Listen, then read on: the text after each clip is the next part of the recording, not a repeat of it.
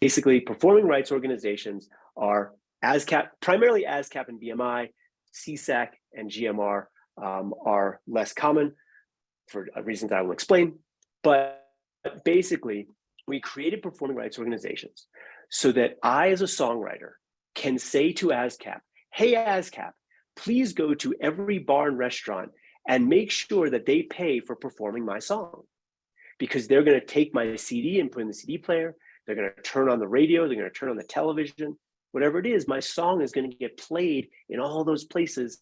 I need someone to go and collect the money for the performance of my song. And that's what performing rights organizations do. We call them PROs, performing rights organizations. And the way they work is imperfect at best, but their job is to collect money for songwriters. So ASCAP and BMI are open to anyone who wants to join. Anyone can sign up and tell them all your songs, and they will add your songs to your catalog. SESAC and GMR require an invite. SESAC is much larger than GMR, which is very small and the newest of the PROs. Now, the reason that it makes sense for songwriters to register with a PRO is because the PRO will go out and collect the money for the performance of your music.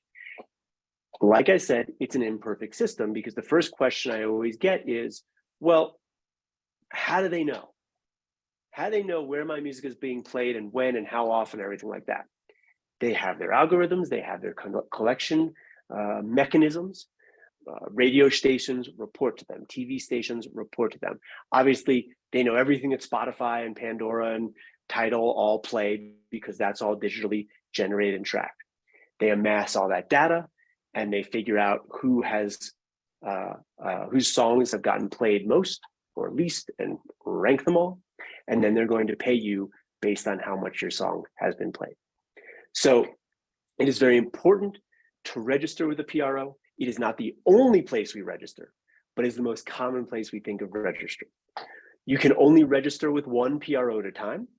If you think about it, if I write a song, only one PRO can go collect for that song.